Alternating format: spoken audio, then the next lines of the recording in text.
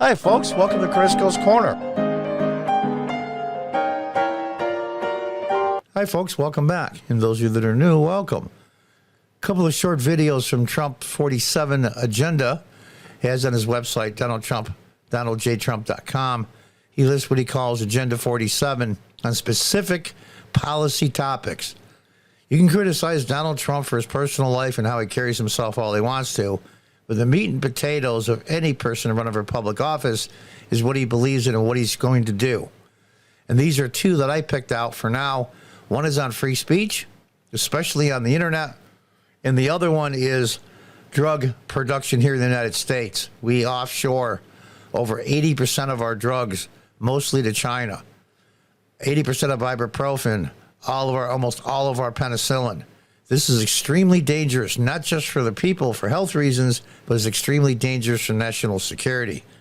So let's listen to what President Trump has to say. The first item is going to be free speech. Of my inauguration, I will sign an executive order banning any federal department or agency from colluding with any organization, business, or person to censor, limit, categorize, or impede the lawful speech of American citizens.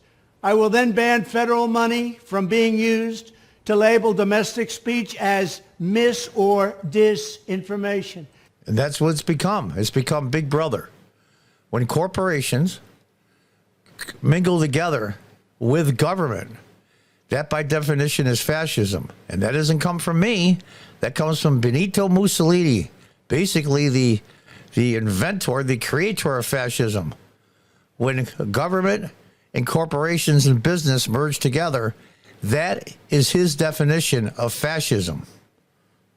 And I will begin the process of identifying and firing every federal bureaucrat who has engaged in domestic censorship, directly or indirectly, whether they are the Department of Homeland Security, the Department of Health, Human Services, the FBI, the DOJ, no matter who they are. Second, I will... Now, there is where they are scared to death of him. This is why these indictments are coming. This is why they leak out what they leak out to the mainstream media. They are scared to death of this man, and rightfully so. And I don't mean scared as in a physical scared that they're going to have harm to them physically. They're scared because they're finally going to be exposed. These faceless, nameless, unelected bureaucrats that are really running this country and our social media and our free speech will be exposed. Finally. They are scared to death of this man, and they should be. Order the Department of Justice to investigate all parties involved in the new online censorship regime, which is absolutely destructive and terrible, and to aggressively prosecute any and all crimes identified.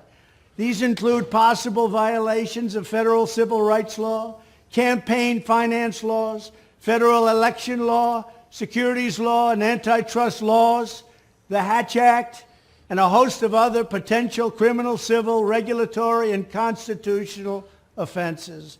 Boy, I'll tell you, I know he's reading off the cue cards, but he didn't miss much. He didn't miss much at all. He's not saying he's going after these organizations directly, even though he is, and they know he is. It's going to be something, because Drain the Swamp was his original thing that he used in his campaign in 2016. Unfortunately, he wanted to make peace, tried to appease some of the radical progressives. It backfired on him. I think that's why he lost.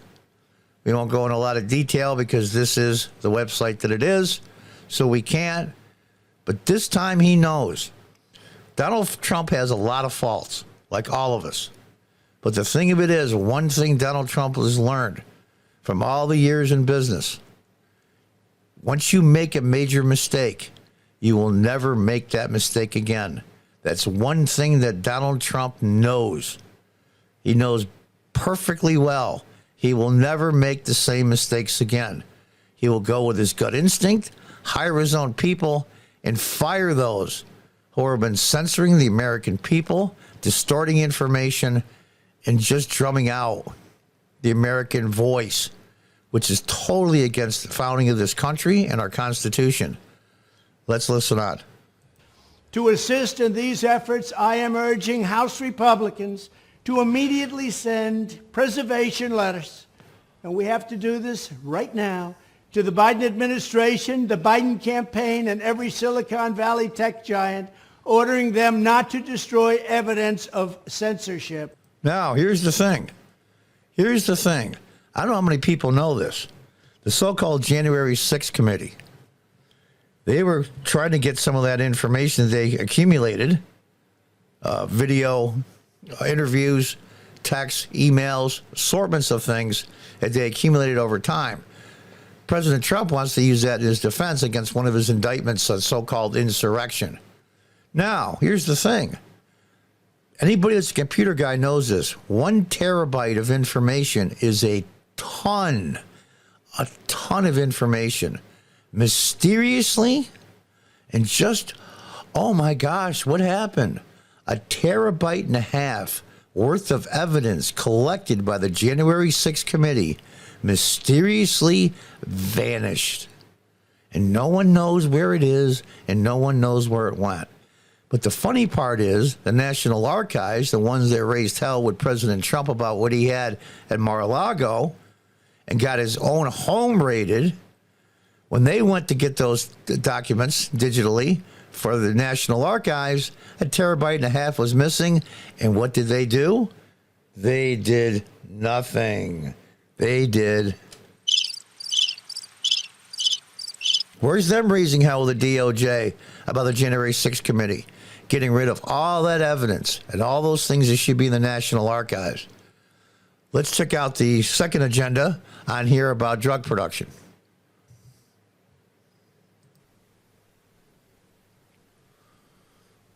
Under crooked Joe Biden, there has been a catastrophic increase in shortages of essential medicines.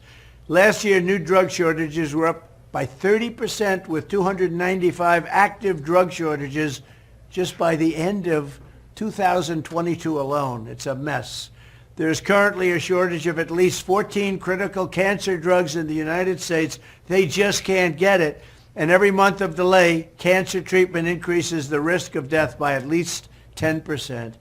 It's unthinkable that this could be happening in the United States of America in 2023. It is truly unbelievable. We are becoming a third world country very rapidly. Between our open borders and our bad elections, we are third world. But even more dangerously, the top producer of critical medicines that we rely on in the United States is a place called China. China produces 95% of all ibuprofen, 91% of hydrocortisone, 70% of all Tylenol, and nearly half of all penicillin. Can you imagine? Yeah, think about that. Half of all penicillin. Penicillin, the wonder drug of the 20th century, saves literally hundreds of millions of people from just death and terrible suffering for viruses, infections, you name it. Penicillin is the wonder drug and has been tested and refined over decades. Just think about that. And those cancer drugs that he mentioned, we have a gun held to our head by the country of China. They are our biggest geopolitical enemy, and we've farmed all these things out there our American people need. It's amazing to me how this happened and who got rich over it. And it certainly wasn't Donald Trump. Look at some of the members of Congress. How is it possible that a Speaker of the House, Nancy Pelosi, is worth over $200 million on a salary of less than $200,000? Think about that for a minute.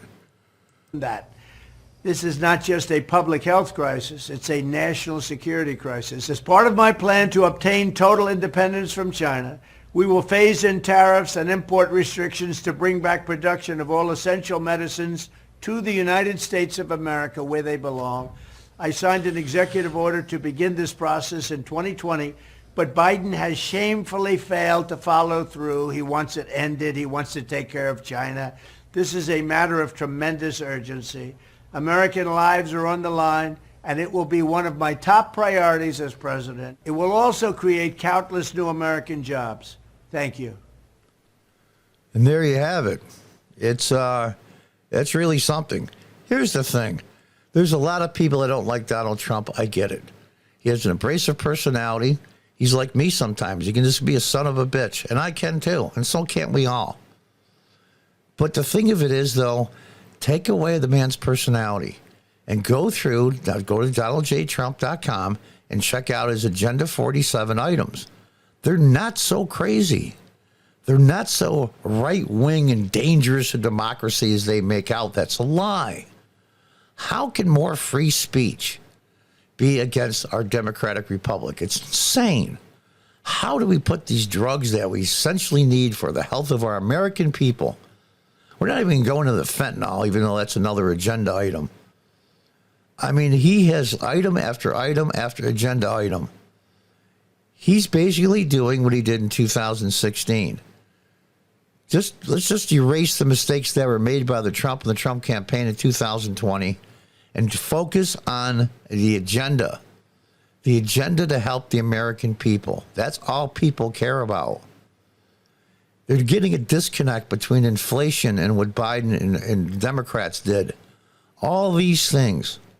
Think about how many people have been censored on social media websites. Can't go into detail because this website will kill this video and the algorithm more than they already are.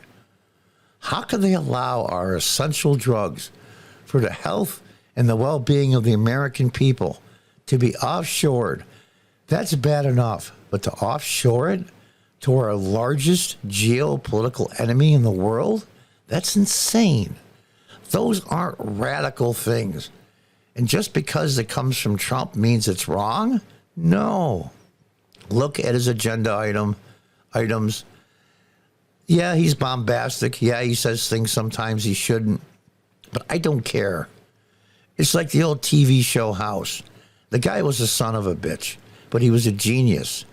And if my daughter or my son or my wife was dying and the only person that could save them was House MD, I don't care if he is an SOB. I don't care. It's results that matter. Remember that, those of you that are on the fence about where to vote, or maybe even dislike Donald Trump. What really matters is what things are done to help the American people and yourself. We can go on and on and on about the things that went on in 2020 that were good, but that's water under the bridge. Let's move on and move forward. These agenda items are important, they're realistic, and they're needed. Until next time, God bless, goodbye, and good luck.